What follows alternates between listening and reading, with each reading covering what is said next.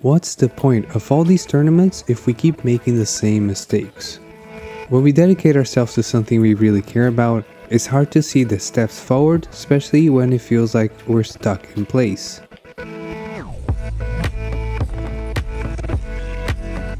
After last year, when we were competing in extreme heat, I wasn't sure if I ever wanted to go back to Simi Valley.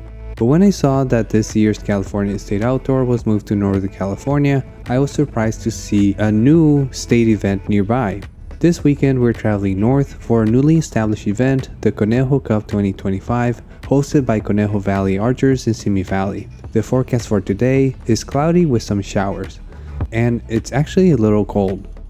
As we arrive in Simi Valley, we are greeted with a light drizzle. I knew this was going to be a smaller event, but walking up to the range, seeing how empty the field actually is, makes me miss California State Outdoor. Archers are still trickling in, and the field is open for us to walk up to set up our target faces. I'm on target 9, let's hit that X. Actually on time, we're going to start doing the national anthem here. Flag's going to be on this middle section of the field. After the national anthem, we start 3 ends of official practice.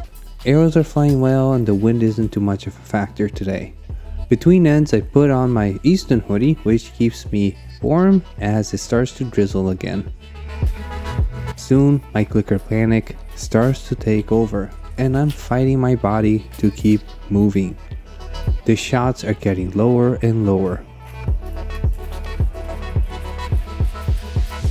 If I try to change my shot, it feels rushed and out of control.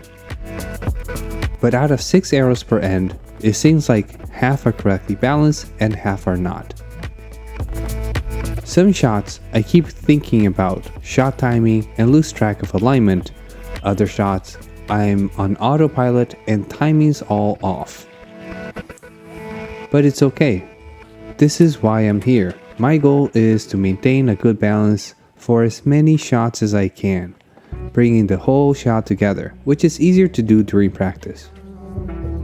It's easy to think that a bad shot means we're going backwards, but discomfort is often where growth lives. The way I see it, this isn't regression, it's refinement under pressure.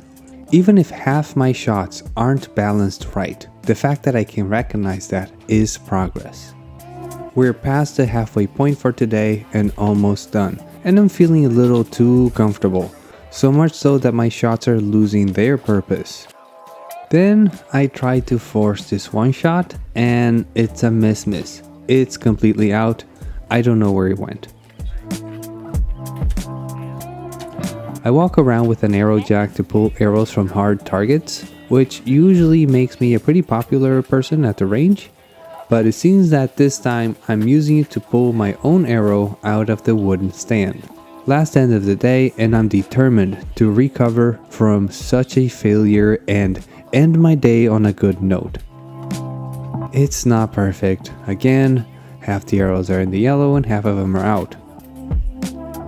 But the ones in the yellow are all 10, which is not nothing. I know I can do better, and with that, day 1 is done. Your first half of the tournament. Nice job. For food, we are heading to Koreatown in Los Angeles. After a long day of chasing better form, I was craving something crunchy, and for that we are at Lasung House, which specializes in Korean flavors at an affordable price. Korean food usually confuses me because it doesn't always taste like how it looks. As soon as we place our order, we get these little pickled sides and small cup of soup, which is included in our meal. If you ever wonder what to set down your chopsticks, here's a neat origami you can do with your chopsticks wrapper. Fold it half long ways, then in the middle, and keep folding it zigzag to form this cute little hashioki. This is a very polite way of setting down your chopsticks. The red pickle radish is not spicy, but it's a little strange. The pickled onion is quite good, a bit sour, but it tastes fine.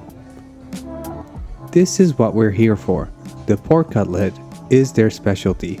It's hard to tell from this shot, but it's a massive plate. It comes with a generous cup of gravy and cabbage salad, rice, and mac.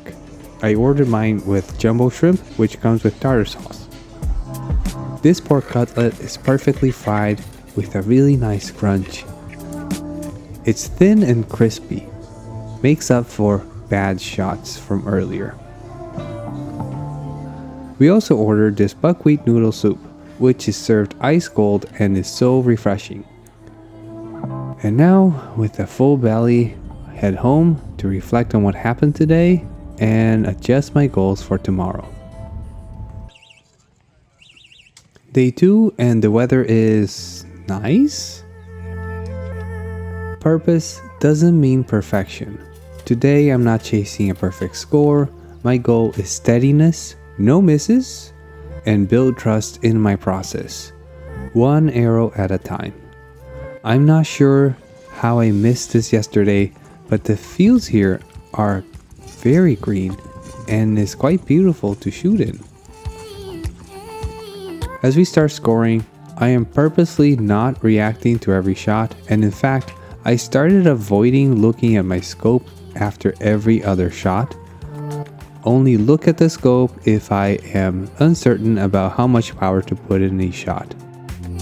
Today I'm getting pretty good ends with 4 in and maybe 2 out, so better than yesterday. We're past the halfway mark and I'm starting to feel my shots slip. It's starting to take longer and longer to get the shots done, but I power through it. I remind myself to only lift the bow when I am ready to let go of the arrow. My target mates are also having a better day today, and it looks like the scores are going to be tight. I have 2 shots really out, somewhere in the blue, but no misses today, so 1 goal achieved. And very unceremoniously, it's all over. We finished the second day and moved the targets to their afternoon positions and turned in our scores. I've realized that these aren't the same mistakes. They're echoes of previous adjustments. The purpose of these tournaments isn't just scores or medals, it's to see what holds up when everything's on the line. And sometimes it's just to remind ourselves that we're still here, still trying, still growing. And that's worth something. Until next time, keep shooting for gold.